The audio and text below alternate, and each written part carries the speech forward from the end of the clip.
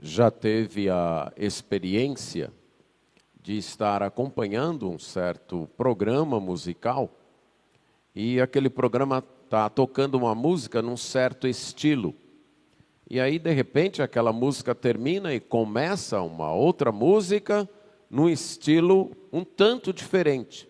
E talvez você leve um tempo, seus ouvidos levem um tempo para entender ou para se acostumar com aquele novo estilo musical. No capítulo 5 do livro de Isaías, isso acontece.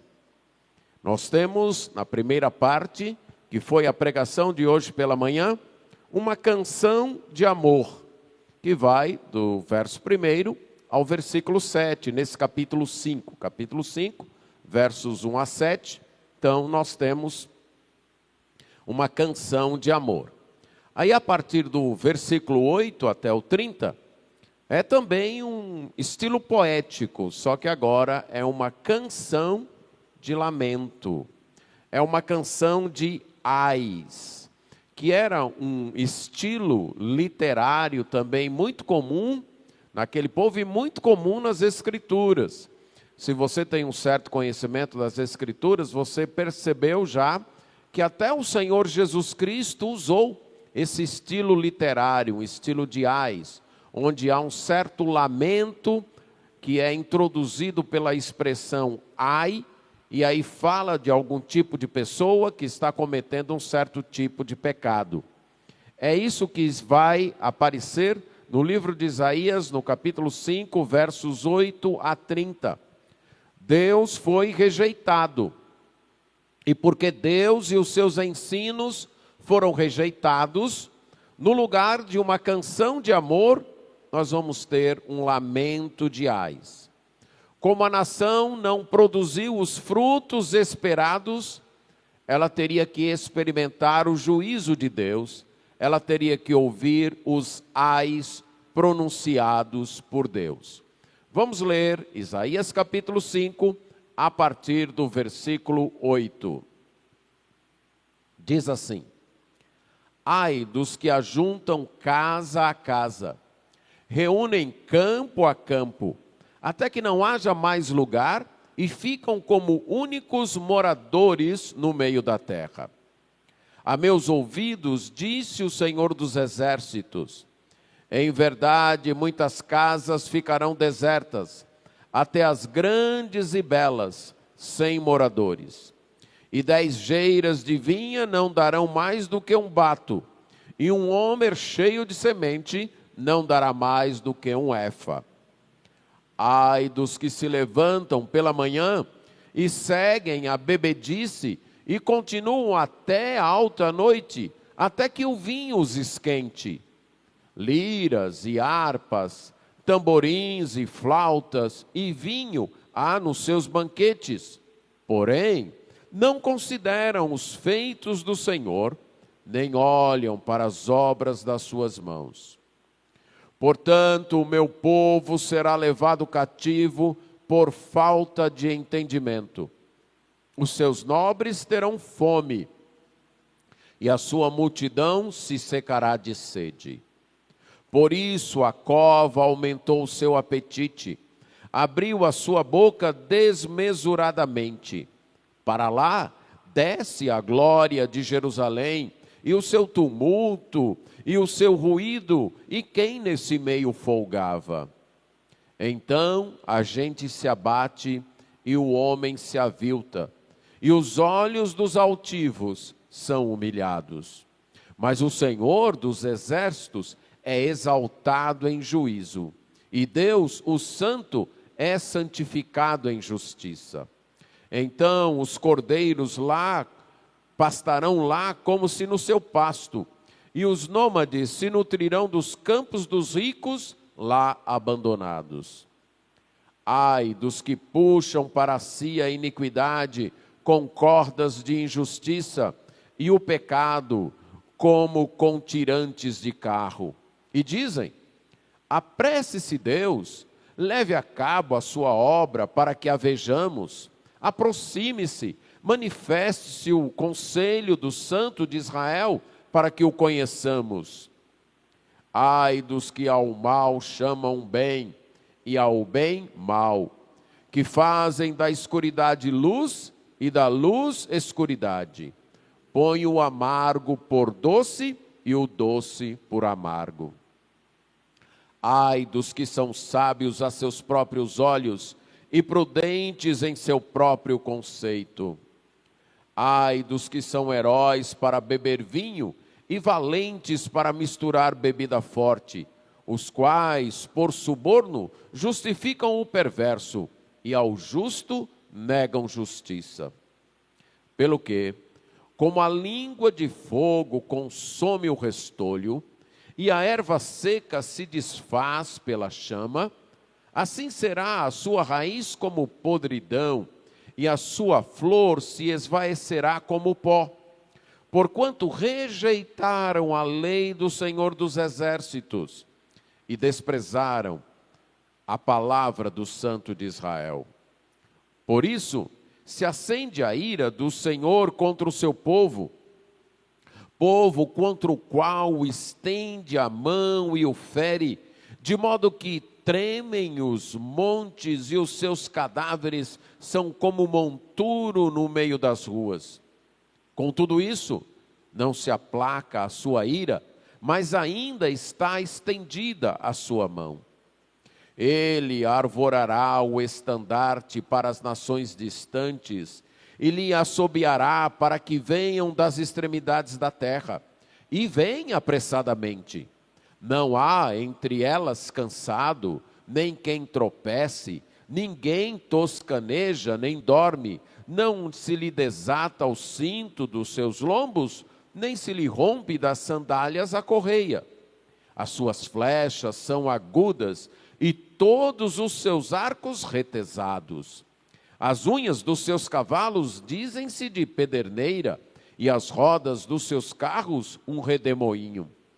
O seu rugido é como o do leão, rugem como filhos de leão, e rosnando arrebatam a presa e a levam, e não há quem a livre. Bramam contra eles naquele dia, como o bramido do mar. Se alguém olhar para a terra, eis que só há trevas e angústia, e a luz se escurece em densas nuvens. Oremos. Senhor nosso Deus, contamos com a Tua graça para a compreensão, submissão e amor à Tua palavra. Isso nós pedimos em nome de Jesus. Amém. Deus condena o pecado de seu povo, porque esse povo o rejeitou e não deu os frutos esperados. Como nós temos falado, o profeta Isaías reuniu as profecias que ele proferiu durante o ministério de mais de 50 anos. E ele organizou estas profecias numa espécie de um mosaico, seguindo um princípio unificador. E o princípio é que o Deus inigualável, o Deus singular, o Deus que é santo, age em juízo e em salvação. Ele age para julgar e para salvar o seu povo. E por causa disso, o seu povo deve permanecer fiel a Ele, esperando nele, e abandonar as falsas seguranças desta vida. Nesta parte que nós lemos, Isaías profere 6 ais, que era uma forma literária, poética, de lamento, que lamentava o juízo que Deus trazia sobre um povo ou sobre uma pessoa. Os ais normalmente mostravam o tipo do pecado, a razão para o juízo e o tipo do juízo que viria, do julgamento que seria dito.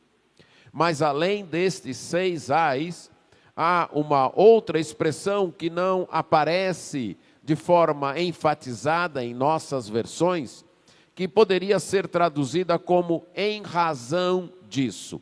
Ela vai aparecer 4 vezes. Na minha versão, no verso 13, ela apareceu traduzida como portanto. Também no verso 14, desta vez traduzida como por isso. No verso 24, traduzida pelo que. E no verso 25, por isso. E aqui nós temos Isaías concatenando os ais, os juízos e a razão dos juízos e as consequências do juízo. O primeiro ai é contra os amantes das posses, os gananciosos. Deus condena a ganância, e aqui isso fica claro no verso 8, quando o primeiro ai é pronunciado.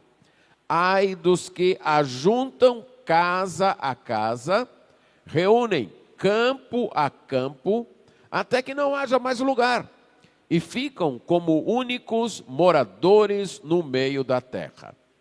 O ai é pronunciado contra a ganância que se manifesta em ter posses e mais posses, até conquistar todas as posses e não deixar mais nada para ninguém. Por que que isto seria considerado um pecado para aquele povo? Quando Deus tirou o povo do Egito, o povo de Israel, prometeu para eles a terra de Canaã.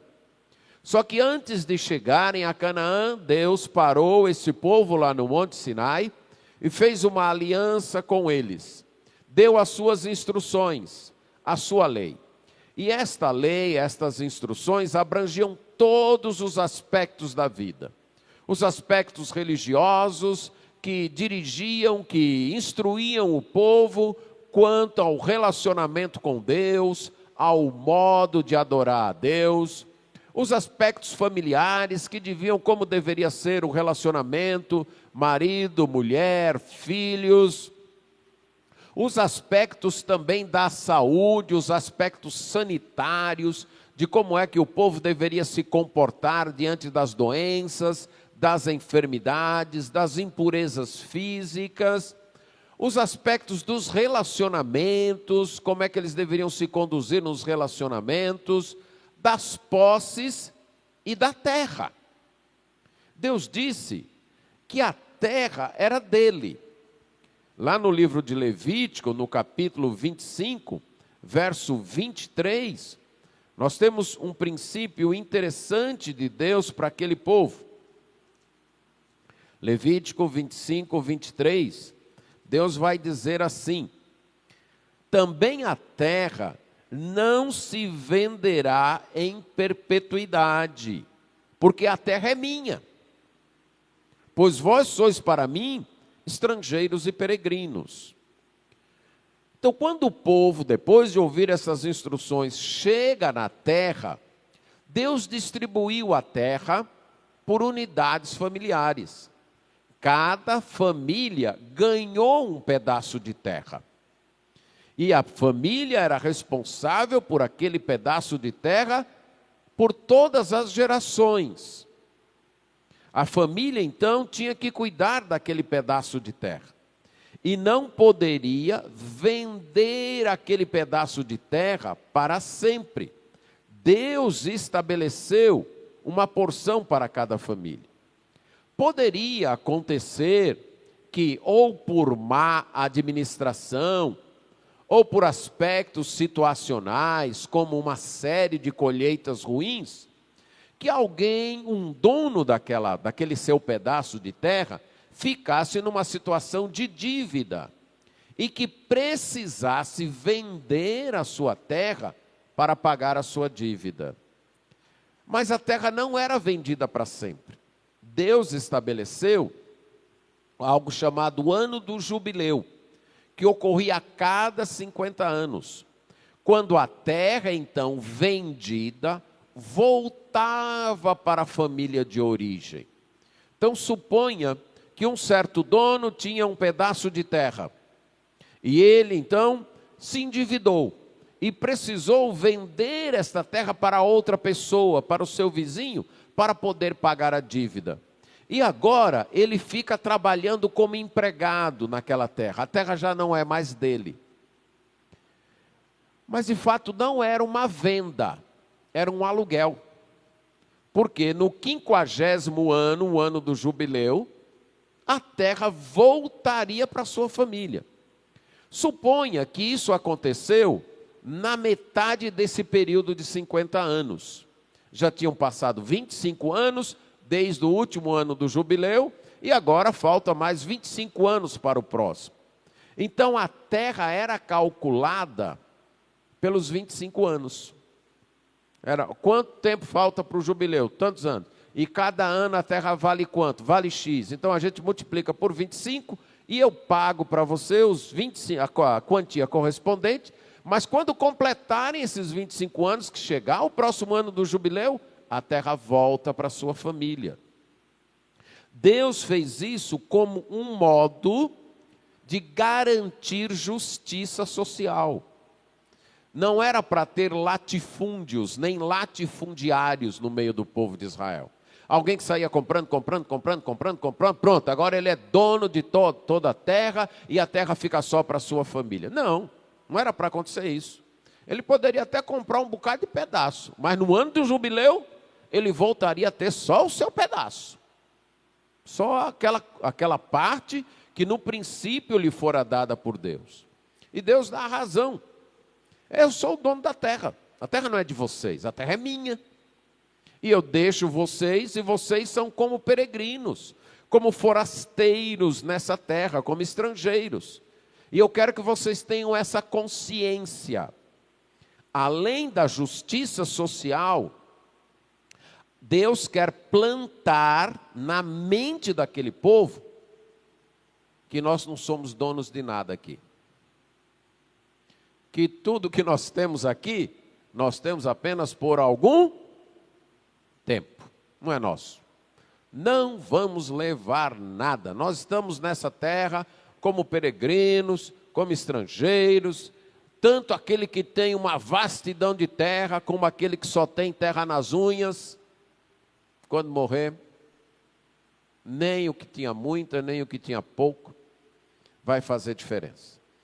Então, uma das razões, além da questão da justiça social, que equilibrava a cada 50 anos, havia um equilíbrio social dos meios de produção.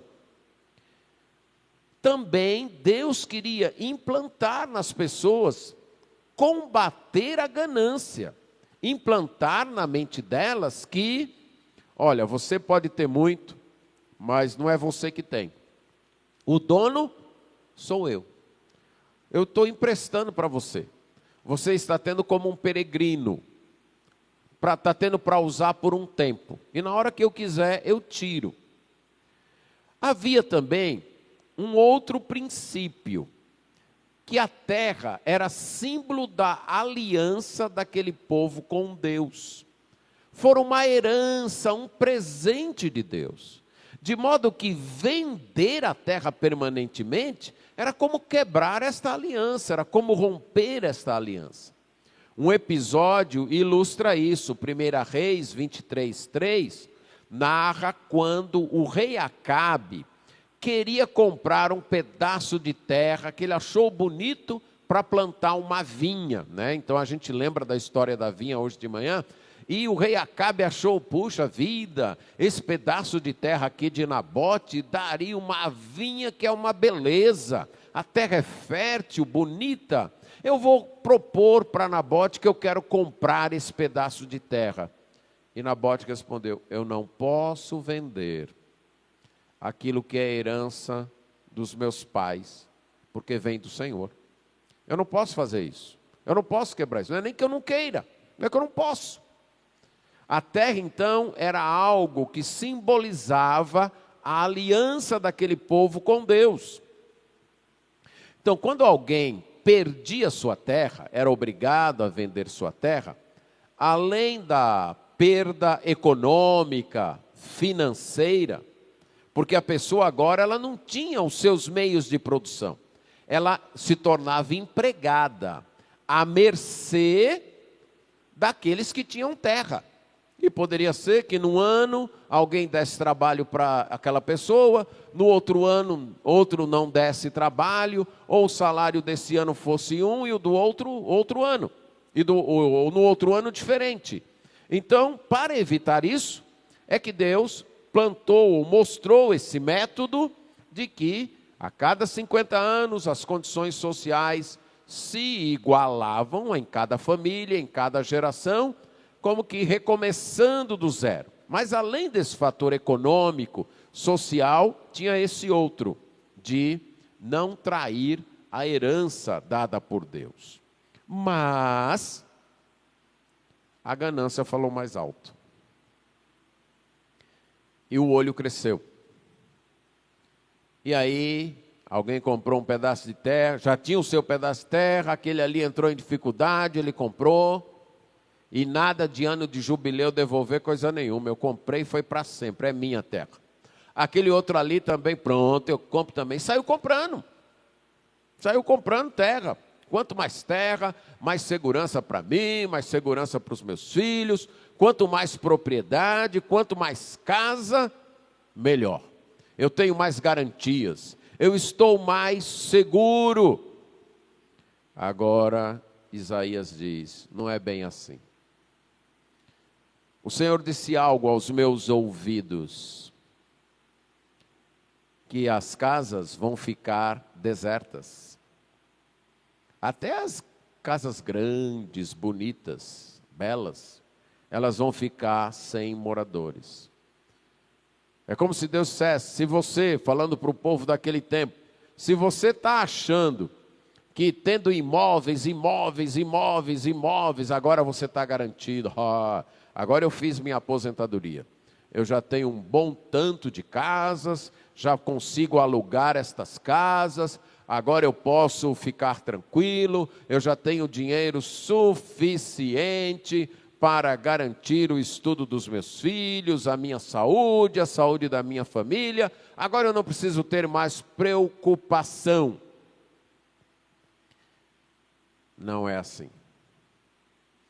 E aqui me vem à mente dois exemplos, um mais antigo, uma mensagem que eu ouvi de um ex-aluno do Seminário Batista, ele veio do Haiti, e ele disse naquela mensagem que ele cresceu ouvindo o pai dele dizer, o melhor investimento é imóveis. O lugar mais seguro para colocar o seu dinheiro é comprando terrenos, casas e prédios. O imóvel, aliás, o investimento que tem uma garantia melhor são imóveis. E ele disse que ele cresceu ouvindo o pai dele dizer isso. E ele acreditava nisso. Até o dia que houve aquele terremoto no Haiti. E aí ele viu verdadeiras fortunas se transformarem em pó. Literalmente em pó. A pessoa foi dormir sendo dona de um prédio. Acordou com a terra tremendo e descobriu que era dona de um monturo, de um amontoado de pó, de material destruído. Não há segurança. A outra é mais recente. Conversando com algumas pessoas que entendem um pouco mais de condições econômicas, eles dizem que essa pandemia mostrou que é possível, em muitos segmentos econômicos, trabalhar de casa. E muitos que construíram prédios para escritório agora não têm o que fazer com esses prédios. Porque muitas empresas descobriram que não precisam alugar prédios de escritório. Ou pelo menos não precisam alugar na quantidade que tinham. Dá para ter os seus empregados fazendo boa parte do trabalho a partir de suas casas. E elas poupam dinheiro com aluguel, com isso. E que pode surgir uma crise nesse mercado. Isso eu ouvi de alguém. Mas eu só estou ilustrando algo que a palavra de Deus está dizendo. A pessoa ali saiu comprando casa, pronto, vai ter casa. Eu quero ser o dono de todas as casas da cidade, porque quando eu for o dono de todas as casas da cidade, pronto, aí eu estou garantido. Aí Deus diz, olha, eu vou fazer ficar deserto. Até as casas bonitas, belas, elas vão ficar desertas. E quanto aos campos? Aí vocês vão ver que 10 geiras de vinha não darão mais que um bato. A expressão geira era uma unidade de medição, era um meio de medir que era, uma geira era a área que uma parelha de bois conseguiria arar num dia. Então aquilo que um par de bois conseguia arar num dia era chamado de geira. Mais ou menos 2.000 metros quadrados. Então 10 geiras seria 20.000 metros quadrados. O bato seria cerca de 22 litros. Aí você imagina 20.000 metros quadrados de plantação de uva. Quando o caba colhesse, que pisasse, teria 20 litros de vinho. 20 litros de vinho apenas. Agora, a média, segundo os estudiosos daquele período, a média naquele tempo era que 20.000 metros quadrados produziria 20.000 litros de vinho. 1 litro por metro quadrado. Mas note aqui que é 0,1% da média. Então a pessoa saiu comprando terra. Pronto, agora eu tenho essa vinha toda aqui. Só não sei nem onde eu vou botar tanto vinho, que agora eu sou dono de toda essa terra. Vou ter tanto vinho, precisa arrumar um lugar para guardar, porque agora eu estou garantido aí por não sei quantos anos. E aí naquele ano, 0,1% do que ele esperava. E aí ele continua. E um homer cheio de semente, o homer era uma medida que equivalia a 200 a 220 litros. Então a pessoa pegou 200 a 220 litros de semente e plantou. E colheu um efa de 20 a 22 litros. Ele colheu 10% do que ele plantou. Vamos trazer para a nossa. É como se alguém pegasse uma saca de feijão, 60 quilos de feijão, para plantio. Aquela saca não é para comer, é para plantio. Ele plantou 60 quilos de feijão e colheu 6. Prejuízo enorme, hein? Plantou 60 para colher 6. O normal era o oposto. Plantar 6 quilos para colher 60. Deus fez isso, mostrando que nossa segurança financeira não depende das posses, e sim da nossa obediência. Nossa segurança financeira não depende de posses, e sim da nossa obediência, da nossa fidelidade a Deus. O segundo ai é contra os amantes dos prazeres. O primeiro, os amantes das posses. Esse agora contra os amantes dos prazeres, que se levantavam de manhã e já iam logo bebendo. Já iam logo procurar a primeira do dia. E continuavam bebendo até altas horas da noite, até que o vinho os esquentasse, até que ficassem altos. E aí eram festas com liras, harpas, tamborins e flautas. E aquele tipo de pessoa que acha que a vida é só diversão, a vida é só passatempo, a vida é só prazer. Gente que não cuida de outra coisa a não ser encher a cara, a não ser festejar, a não ser se divertir. A vida é isso, diversão. Estamos aqui para nos divertirmos. Então, da manhã até a noite eu não quero outra coisa. Quero esquecer a vida. Havia uma intoxicação por causa da indulgência, dos prazeres. Era só isso. E não se lembravam das obras do Senhor. Não consideravam os feitos de Deus. Não é que Deus seja contra a diversão. O problema é que a diversão, conforme a própria palavra diz, né, é uma versão divergente, uma versão que desvia a nossa atenção. Ela pode, quando nós amamos a diversão, quando nós nos damos a diversão como o principal fator da vida, ela embota a nossa mente, a nossa capacidade de raciocínio, a nossa capacidade de refletir. Nós ficamos indiferentes, ficamos desatentos para o que Deus está fazendo. Vamos ilustrar com alguém que é dado ao vício do álcool. E que, como aqui diz, desde manhã até a noite não faz outra coisa a não ser beber. Essa pessoa perdeu a noção da realidade. Sua família está sendo destruída e ele não se toca, e ele não percebe. Sua saúde está sendo arruinada, mas parece que isso não entra na sua mente. Isso acontece com álcool, mas acontece com várias outras coisas. Alguém que é fanático por futebol, não consegue pensar em outra coisa na vida, a não ser no futebol, na próxima vez que o seu time vai jogar, e quanto foi o jogo, e isso e aquilo. Isso acaba se tornando um vício e embota, não permite que a pessoa enxergue o restante da realidade. Era isso que estava acontecendo. As pessoas tão preocupadas só em se divertir, que não estavam vendo o que Deus estava fazendo.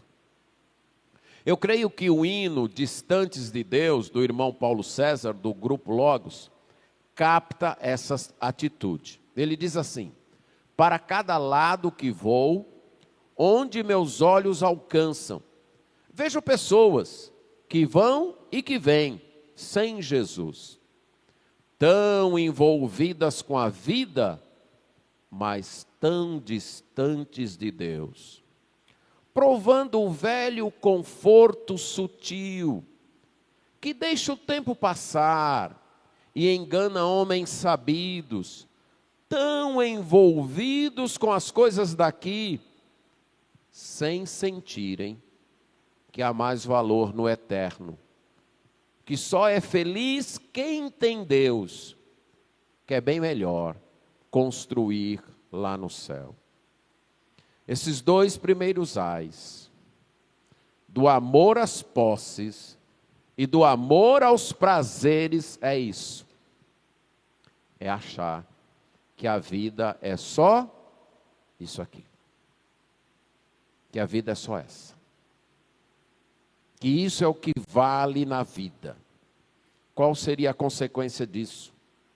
É dito que o povo seria levado para o cativo por falta de entendimento.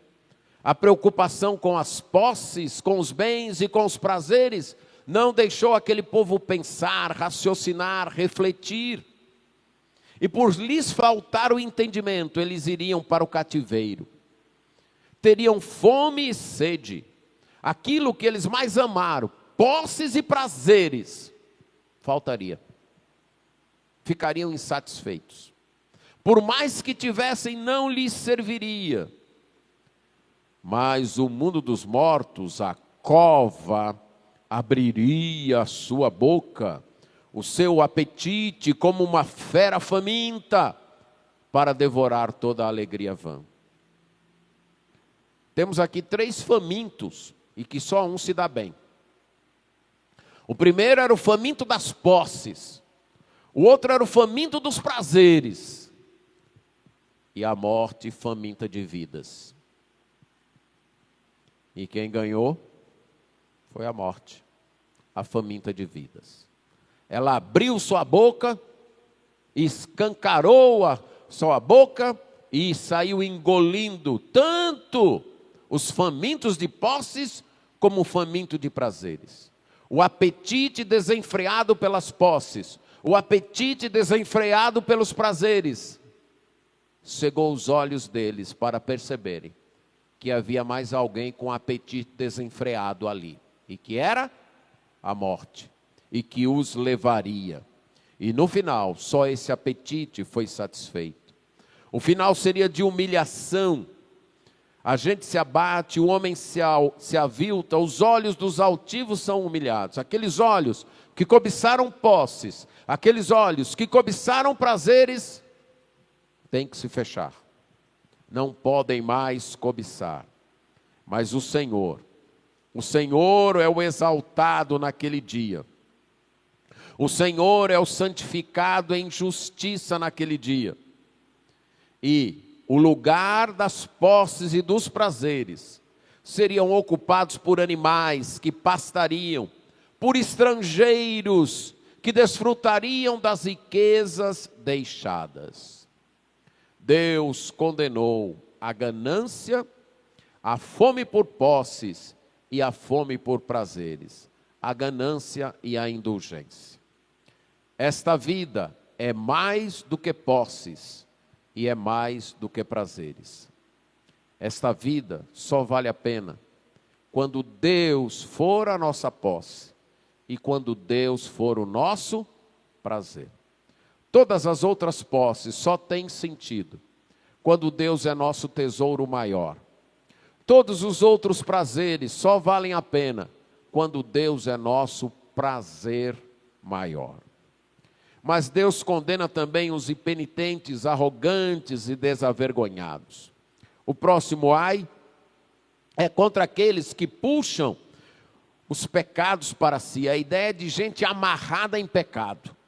Pessoa que amarra o pecado para si com cordas. Cordas de injustiça, que poderia ser traduzido cordas de engano. A pessoa se ilude com o pecado. E aí se amarra naquele pecado. E não percebe que o pecado é engano. E acaba ficando presa àquele pecado, como com tirantes de carro, como com arreios de cavalo ou de carroça. Ela começou se amarrando com cordas e agora está presa com arnês de carroças, com arreios de cavalos. E nem percebem. De fato, elas zombam de Deus dizendo: cadê Deus? Vocês não dizem que Deus faz isso, que Deus vai fazer aquilo? Pois manda Ele fazer logo, porque eu quero ver. Eu só creio se eu puder ver Deus fazendo isso. Eu só vou acreditar se eu puder perceber Deus fazendo estas coisas.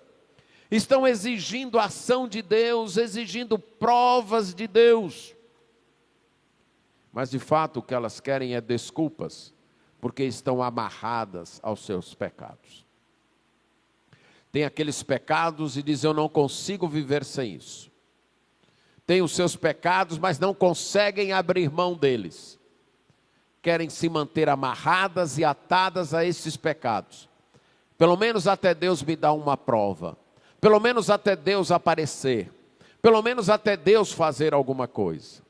Ai daqueles que se amarram aos seus pecados. O terceiro ai é contra os que invertem os valores estabelecidos por Deus. Ai dos que chamam ao mal bem e ao bem mal. Que colocam a escuridão como luz e a luz como escuridão. O amargo por doce e o doce por amargo. Inversão de valores. Deus diz que é assim, que é o certo. E a pessoa diz: não. O certo é desse outro jeito. Esse certo aí que Deus falou é errado. Inversão de valores éticos. Chamam o mal de bem e o bem de mal. É isso que a gente está vivendo em nossos dias claramente. Deus diz como deve ser o casamento. Isso é intolerância.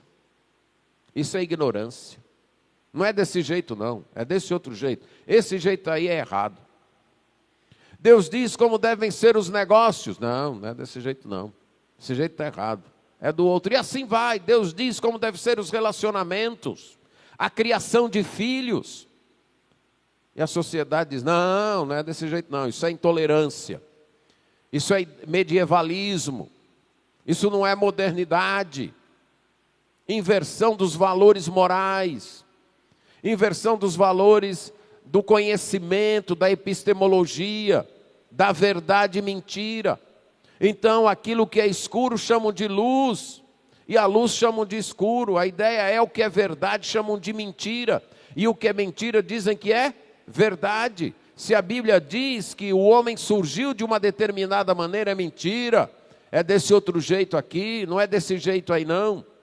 E também os valores estéticos. O doce e o amargo, a ideia aqui de belo e feio, aquilo que agrada e aquilo que não agrada. O que nós experimentamos na arte hoje é isso. A fealdade sendo louvada, sendo exaltada. Inversão de valores. As pessoas acham que estão fazendo um bem, mas Deus diz, ai daqueles que invertem os valores. O próximo ai dos que são sábios aos seus próprios olhos e prudentes em seu próprio conceito. A autonomia humana não quer depender de Deus. Nós não precisamos de Deus para saber as coisas. Nós podemos saber por nós mesmos. Nós somos o suficientemente sábios. Nós temos condições de por nós mesmos descobrirmos tudo. Conhecermos a natureza, conhecermos o homem, conhecermos outros mundos. Nós não precisamos da Bíblia para nos dizer como as coisas são. O próximo ai dos bêbados gabolas e que cometem injustiça. Aqui é bem interessante. Ai daqueles que são heróis para beber vinho e valentes para misturar bebida forte. A bebida forte aqui se refere a um tipo de bebida fortemente fermentada, feita a partir de cereais, como cevada, ou de frutas, como tâmaras, romãs, figos, ou até do próprio mel. E algumas vezes havia mistura nestas bebidas com especiarias. E o que está sendo condenado aqui é as pessoas se vangloriarem disso. Você já ouviu alguém dizer? Ontem eu tomei todas. E conta como se isso fosse... Pode botar uma medalha no meu peito que ontem eu tomei todas. Ou hoje eu vou tomar todas, nada escapa. Eu vou tomar isso, vou misturar com aquilo, vou tomar tantas doses disso, tantas garrafas daquilo. E achando que isso é vida, isso é viver. É nisso que eu me gabo. É isso que me faz ser um herói. Encher a cara. Beber muito. Beber mais do que todo mundo. É isso que faz de mim um homem, um herói. Os marcos destas pessoas são feitos alcoólicos. É o tanto que bebe. E essa preocupação com os prazeres afasta o senso de justiça.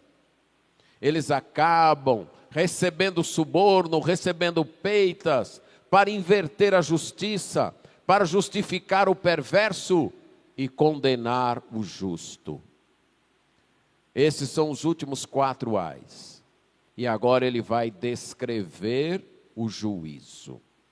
Já que é assim, portanto, por causa disso, em razão disso, e aí Isaías nos traz uma imagem, ele pinta na nossa mente a sua ideia.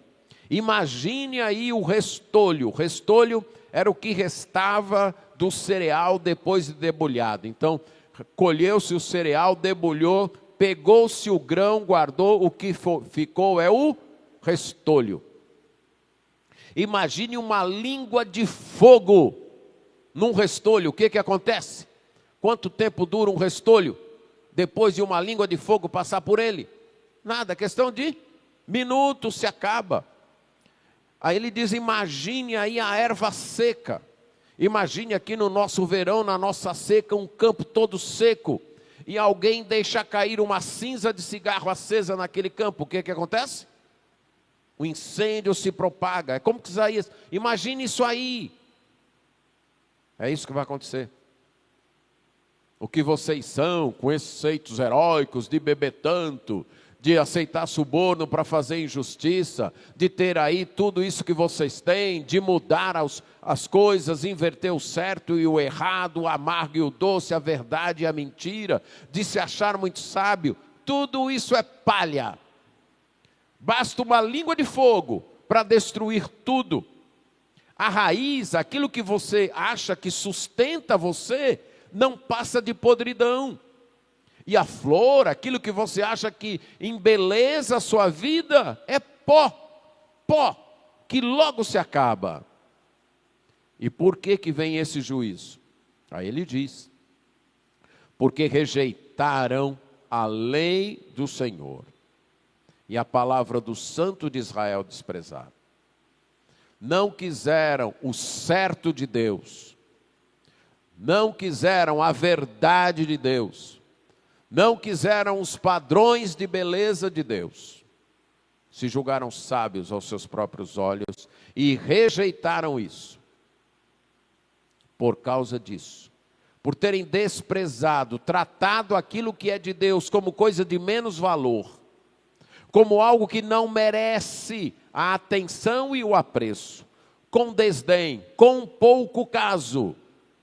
Por isso, a ira de Deus se acende contra o seu povo.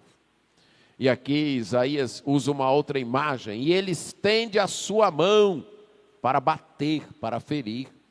A ideia aqui é de alguém que estendeu a sua mão, mas não para abençoar, mas para acertar um tapa bem dado na pessoa, por estar desobedecendo. Ele estende a sua mão para ferir o seu povo. E como é que ele faz isso? Como é que Deus estende a mão para ferir? Através de catástrofes naturais.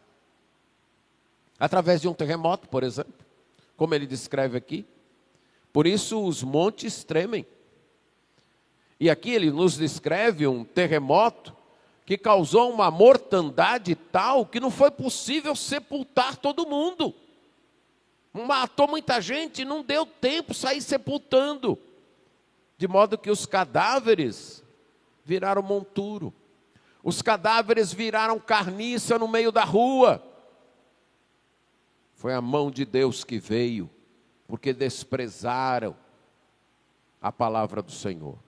Então o juízo de Deus veio e causou aquela mortandade no meio daquele povo. Esse é o juízo do passado que Isaías descreve, mas aí ele acrescenta no final do 25. Mas não foi suficiente. Isso não foi suficiente para aplacar sua ira. É como se ele deu um tapa e fez isso, mas não foi suficiente para corrigir o povo. Então ele vai fazer outra coisa. E aí ele descreve o juízo futuro. E aí descreve Deus como um general, um comandante de exército, que levanta a sua bandeira nas lutas daquele tempo, o seu estandarte, para chamar, para dizer: aqui está o meu exército. Quem é do meu exército? Aqui é a posição. Aqui é o lugar onde nós vamos nos ajuntar para partir para a batalha. Também como alguém então que assoviou lá para aquela nação: ei, vem para cá, eu estou reunindo o meu exército. Assoviou para aquela outra: vem para cá, eu estou reunindo o meu exército. E elas vêm, ele diz, elas vêm com pressa, elas vêm apressadamente. E elas não se cansam, não tem nenhum cansado entre eles, ninguém que tropece, eles estão prontos. O cinto está bem armado, eles não desamarram o cinto não, das suas armaduras. E também não desatam as sandálias. Normalmente os soldados tinham alpargatas com várias correias chegando até o joelho. E se uma delas quebrasse, prejudicava o soldado. Mas aqui não, mas a desse exército que Deus está chamando, nenhuma dessas correias quebra. O cinto está no lugar, as alpargatas, as sandálias estão no lugar. E os cavalos, o casco dos cavalos é como se fosse de pedra. Não se costumava colocar ferradura nos cascos. Então os cavalos com os cascos duros eram preferidos. E ele diz, isso é como se os cascos deles fossem de pedras. E eles vêm, e as flechas são agudas. As flechas estão no ponto. E os arcos são bem firmes, retesados, prontos para atacar. E as rodas dos carros é como um redemoinho. Imagine aí um redemoinho aí, são as rodas dos carros. E aqui você percebe o dom literário de Isaías, né? Como ele pinta, né? Ele faz com que as imagens se desenhem em nossa mente quando ele descreve isso. E aí ele diz, é como um leão rugindo, esse exército que vem é como um leão rugindo, o rugido do leão, ou dos leões menores, que viram a presa e rugiram, e conquistaram a presa e depois rosnaram. É a diferença entre o rugido, quando o leão vai atacar, e rosnar, quando ele já pegou a presa, e agora ele vai levar, e ele diz, é assim, esse exército vai ser desse jeito, vai chegar rugindo, vai se apossar da presa, e não vai ter Davi que corra atrás desse leão e arranque o animal da boca, não, desse daqui não vai ter quem livre. E aí ele traz uma outra imagem, o bramido do mar, de um marinheiro no meio do mar. E agora ele ouve um outro rugido, mas não é do leão, é do vento, da tempestade. E ele está lá no meio do mar, preso na tempestade. Deus disse, é assim, por causa do pecado, porque me rejeitaram, eu já dei um tapa no passado com um terremoto, e vou dar mais um no futuro, com uma invasão. Deus é aquele que controla as condições climáticas, controla os acontecimentos naturais, mas também controla a história, as nações que se levantam e atacam. E o final vai ser só trevas, angústia, densas nuvens. Um término escuro e angustiante. Os frutos da desobediência decepcionam Deus, como nós vimos hoje pela manhã, na vinha. Mas são amargos para nós. Não são amargos para Deus. São amargos para nós. As nossas consequências, ou as consequências, quem desfruta, somos nós. Com Deus não se brinca. Ele é o que estende a sua mão para abençoar, mas estende a sua mão para castigar. Diante disso, devemos nos arrepender dos nossos pecados. Saber que segurança nós não encontramos nem nas posses, que alegria não encontramos nos prazeres, mas em Deus. Que o verdadeiro conhecimento do que é certo e do que é errado, do que é verdade, do que é mentira, do que é bonito e do que é feio, depende de Deus. Não temos condições de conhecer por nós mesmos. Que dependemos de Deus para tudo. Dependemos de Deus para a nossa segurança, dependemos de Deus para a nossa manutenção, dependemos de Deus para a nossa alegria e prazer, dependemos de Deus para o nosso conhecimento. Não somos autônomos, dependemos de Deus. Podemos nos enganar e querer viver distantes dEle, entretidos com as coisas daqui, correndo atrás de posses e prazeres daqui, satisfeitos com o conhecimento que podemos ganhar aqui. Mas na hora que Deus estender a sua mão, o juízo virá. Devemos clamar por nós e clamar pela nossa sociedade, e clamar pelo nosso povo, e clamar pelo nosso país. Como Paulo César, na última estrofe do hino que eu já disse, ele conclui então aquele hino com uma oração. Senhor, que tua graça os alcance. Pai, por eles peço outra chance. Usa-me, dá-me mais música, que lhes põe em xeque o coração, para refletirem, darem lugar à fé, para o desvendar da eterna vida. Precisamos clamar a Deus por nós, precisamos clamar a Deus pelas pessoas, e que Deus nos use como instrumentos, que dependendo da área em que cada um atua, música, pregação, ensino, arte, mas que Deus lhes conceda mais oportunidade, de modo a colocar em xeque o coração das pessoas, que vivem achando que posses, prazeres, conhecimento é tudo que essa vida pode nos dar e tudo que nos pode dar segurança, garantia e alegria. Elas estão enganadas. Precisamos colocar em xeque isso que elas pensam, através da palavra de Deus, para que elas possam desvendar a vida eterna. Que além dessa vida, há uma outra vida. E que se eu recusar isso, só me sobrará o juízo de Deus. Amém.